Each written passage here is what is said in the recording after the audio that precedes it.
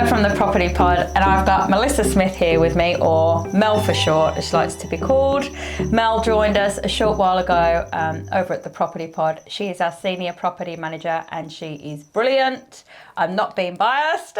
So we're just going to talk about all things property management today. Mel, thanks ever so much for coming along. I know you were a bit nervous today. Can we start off by, will you tell us a bit about how long you've been in the industry? Sure thing, yeah. So I've been in the industry for 12 years now. Right, okay. I've worked at multiple agencies and I feel like that I've found my niche here with the Property Pod with yourself and the team, and everything's been going well since I've started. You've taught us so many things already. So one of the biggest things that I keep getting asked at the moment, and I wanted to get the advice and feedback from a professional, the new rent reforms. So there's quite a few of them. One that's causing a bit of talk is pets. So what are the new rent reforms when it comes to people owning pets? Can owners go against that and sort of say, no, you can't? Or So pets are now allowed. If it's going to be a pet that's going to cause any destruction to the property, or if you had, say, a villa and you want a large dog in the property, you can apply to the commissioner for permission for the pet if the owner decides that that's not what they want in their property. Okay. But essentially, we can no longer say no to pets. They can be accepted in the property. With a strata complex, if there's no pets allowed within the strata bylaws, then it's a bylaw and there's no pets allowed there. Okay. But what if, let's say, the owner has an allergy to pets? Can they still say no, or do they just have to put some sort of clause in to make sure that it's cleaned after? Like, surely there's got to be circumstances where... So they've got to have reasonable grounds that they say no to the pets. Okay, yeah. And that's then when the tenant would post to the commissioner and say, this is my reasoning for the pets, and then the owner would have to have that reasonable grounds to say, and that could be considered a no. Okay. Yeah. Well, that's good to know. Yes. What are one of the new ones? Okay, also, rent increases. So one of the, reforms from memory was that you can only do one rent increase over a 12-month period. Is that right? Yes, correct. So if you were in a lease agreement prior to the 29th of July, and you had a written in increase for every 6 months and it's written into your current lease, then you can proceed with those rent increases. Okay. Fixed leases after that would be every 12 months.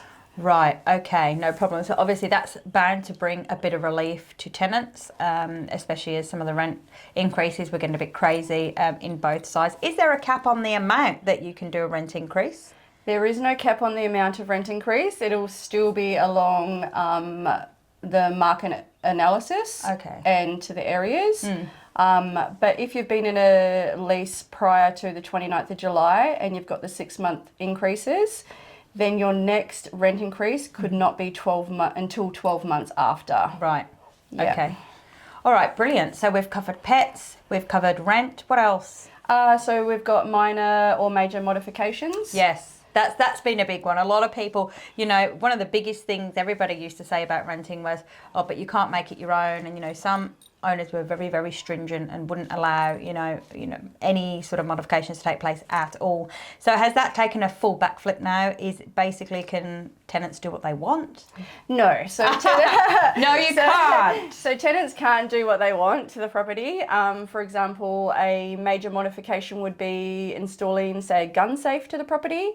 Is that considered a major installation? It is, yes, because you'd be drilling your safe into the ground, into the concrete of the property, and then into the walls, and then you would need to either leave it there when you vacate, or make it as it was prior to your tenancy. Do we have many tenants drilling in gun safes? No, well, it may not be a gun safe, but it could just be a regular safe that you like to keep your belongings in. Yeah. You were scaring me there. Yeah. We've got all these tenants adding gun safes to the house. No. For farming properties or something like that. Another one is, I guess, is painting. Like if you wanted to do a feature wall in the lounge room to suit your decor and your property and stuff like that, you can present that to us first, and then we would ask the owner and say, are they okay to do a dusty pink wall or something to match? And, they may say yes or no. Again, it is allowed, but you still need the owner permission for these things. So I do know that with commercial properties, they often have something called make good. So we do what we want while we're in there, but when we leave, we have to put it back the way it was. Is that the way it is with rentals, residential rentals at the moment? It becomes agreed on at the time of your request. So, for example, if it says, I want to paint this wall a nice plain white, then that would likely be agreed that it's okay to leave. But if they wanted to do red sponge effects on the wall, then we might say you can, but when you leave, you have to make good. Correct. There we go. Correct. Got it in yes, one. Okay, yes. so bear that in mind when you're getting the example. sponge and the red paint out, that you might have to make good down the track. Good example, yes. Hanging pictures, same thing, but just got to paint over the nails and stuff. Not the nails, but same thing. I guess it depends on what sort of drilling and hooks that you put in, and the owner's going to agree to it. And then you can hang all the pictures up that you want. Owners would then come back to say, we would like it to be back to how it was when you moved in. But in the meantime, while you're living there, make it like your home and put the pictures up. So let's say somebody moved in and they requested, okay, can we paint the place? Can we add, let's say they were going to add features that were going to add value to the property. Can they then negotiate rent with the owner? Is that something that can be done? I do know of a few people that have looked at adding things to a property. They wanted the benefit of having them while they rented there. I don't know, maybe like a spa bath or something. They couldn't take it with them. So they said, well, look, we're going to add value to your property. We'd like, a portion of rent knocked off for a certain period. Is that something that happens often or not? It doesn't happen often, and I believe at the application stage, that's something that you need to put in from viewing the property, and then you would be like, okay, well, this is what I seen when I was there, and this is the modification I'd like to make. So I think from the get-go is the best time to then ask for that modification, and then a negotiation with the rent could be agreed upon, I feel. Like putting in chandeliers or downlights or something that it's going to cost you. I mean, look, I personally, I wouldn't bother me. I would have chandeliers now. I wouldn't go putting down lights all the way through someone else's house personally, but if they want to, then I just wanted to know if that was a possibility. Other things, okay, so the reforms, we've got modifications, we've got rent, we've got pets. Was there any more that you can recall, or was that the main gist of? That's the main part of phase 2 at the moment, is that's what has come through. Beautiful. Yep. Okay. Something else we want to talk about, and now we've been asked quite a bit about this by tenants, landlords, and other agents and staff members. What is considered a essential service? All right. So when it comes to a property, an essential service would be electrical work. 100%. Can we have an example? Electrical work as in? All right. So, for example... So, if your washing machine wasn't working... No, that was... that would be electric. Would that be plumbing?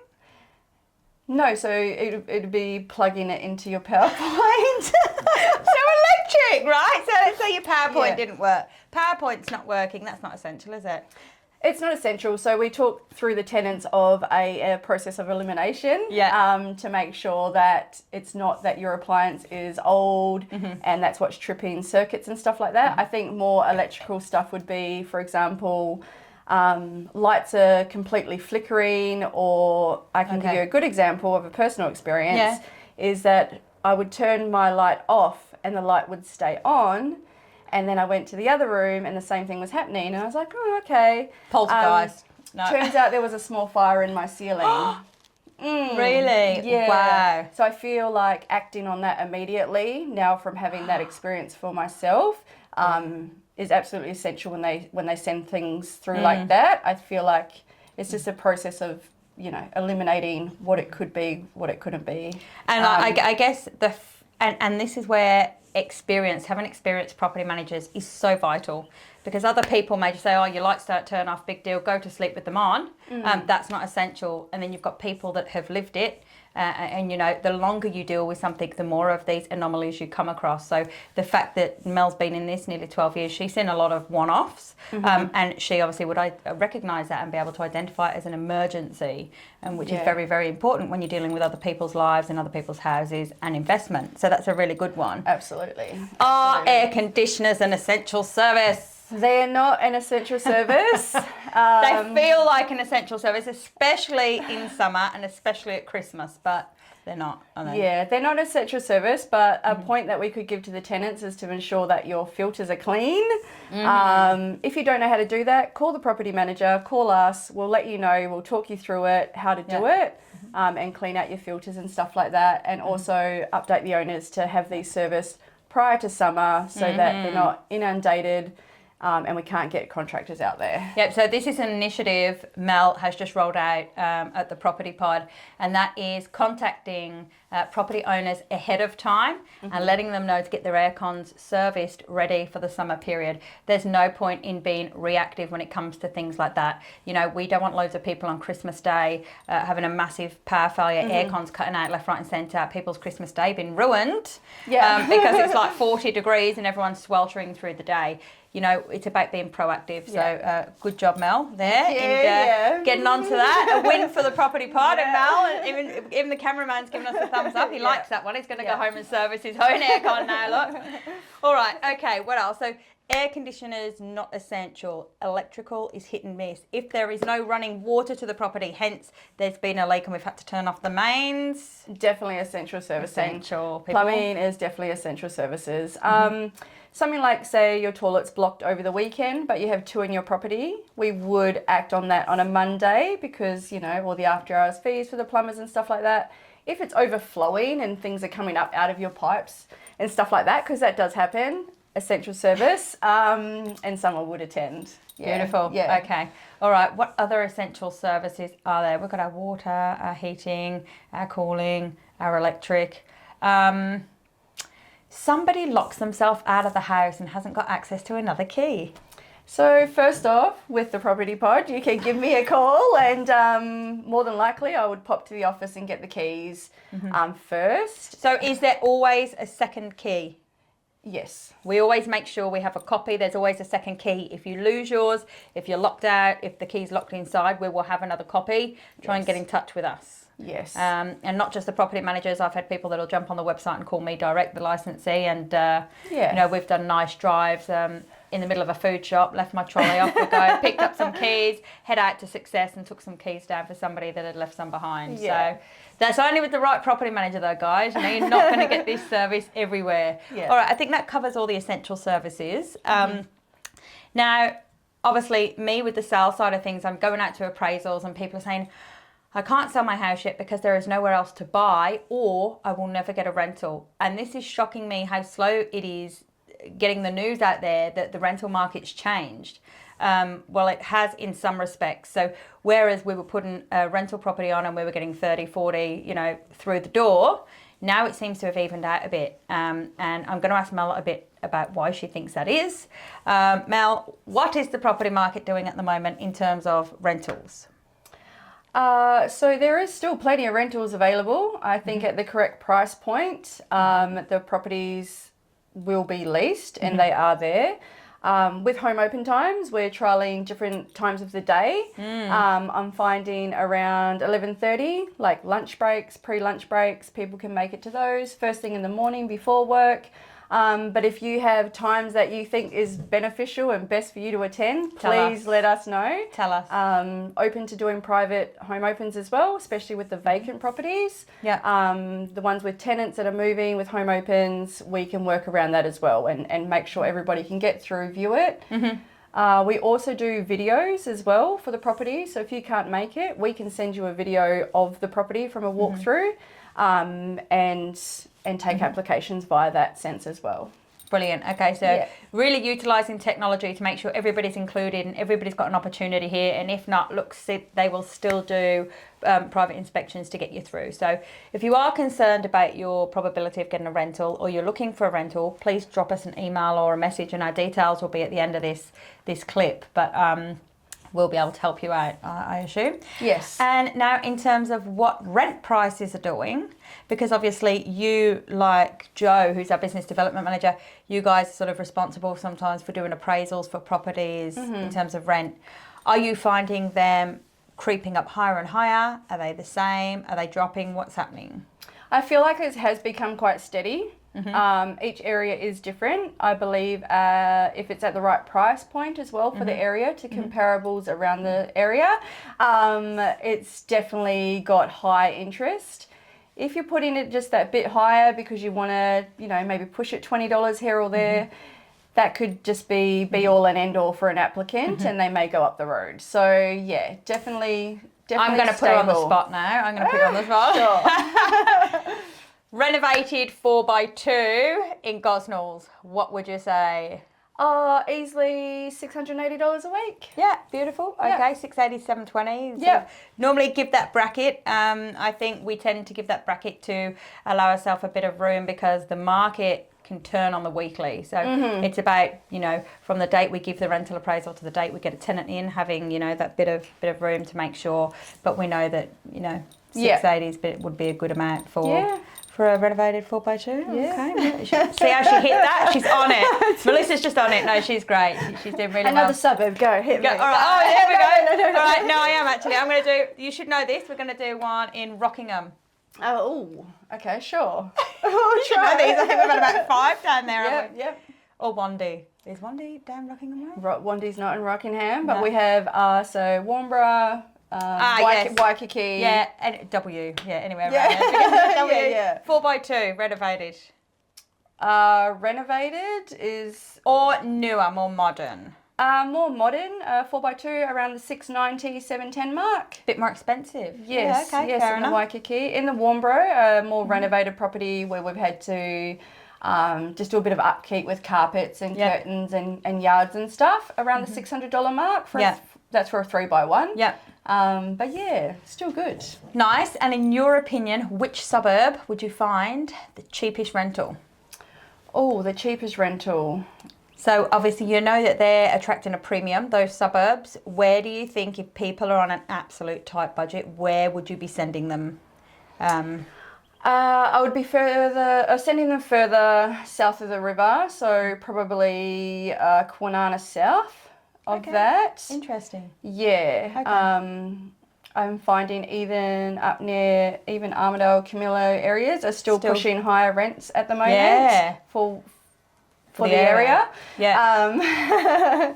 But yeah, further south, I think there's more available, and the price points are reasonable down there as well. Beautiful. Okay. Awesome. And if you could say one thing to landlords out there, what would it be? Any advice to give a landlord? Advice for landlords, I think that to take care of your tenants as well. I think that's good advice. I don't think they ask for much, and to maintain your property. So annual servicing, annual gutter cleaning, annual aircon services, these things that are done annually, I feel like the property is maintained throughout the entire time of your investment. So I guess that is going to save you in repair fees down the track. It's going to salvage a great relationship with a tenant that if they're paying and they're reliable, you want to keep as long as you can, because better the devil you know rather than the next random that could be, nicking the cistern out the toilet. And yes, that has happened, amongst other things. That leads me on to one more. I promise to let you go in a minute. What is the worst thing you have ever seen as a property manager? Oh, goodness me. That we can actually talk about on camera. It could be damage, the way someone's damaged a property. It could be people not getting out and holding the door shut. Yeah, there's that. To keep it tidy for the clips today, I would just say damage to properties. That's probably the worst thing that I've seen, when people up and leave and they decide to damage it and destroy it. For no reason. For no reason. And that's how they leave. Like, I don't understand it, but that's where they're at in their life. And I dare say that is one of the biggest reasons you should have your property insured. Make sure you've got all your insurances in place. Absolutely. On that topic with landlord's insurance, please read your policies thoroughly. The cheapest may not always be the best. Check what they cover and just ensure that it's the right fit for your property. Yeah, so has there been some instances where people have got insurance thinking that they're covered for something and then something's happened and they're not? Absolutely. Is that something we can have a look at when they sign up with us? Do we ask them what type of insurances they've got? Do we have a look? We can give suggestions of companies that we've dealt with before and that provide decent cover. But again, it is for the owner to read those policies and just its recommendations and then they would choose. Yeah, from there. Yeah. Beautiful. All right. Mel, was there anything else you wanted to add? She's like, oh my God, I'm talked to death. Now, is there anything else you want to add about property management? Anything you can think of at all that you want to add? I just feel that communication is key. Yeah. You know, between owners, tenants, contractors, just for seamless effort from us, and just everything is there and smooth. Run smoothly. That's what everybody likes. Smooth and stress-free. Yeah. And that's what we aim to do. Yeah. So thank you, Mel. Thanks so much. You're You've done welcome. so well. And thanks for joining us. And please let us know your preferred time for home opens. Is it mornings before work, after work on a weekday, or do you prefer weekends when it comes to rental home opens? And any other comments, drop them below. And thanks very much. Bye. Thank you.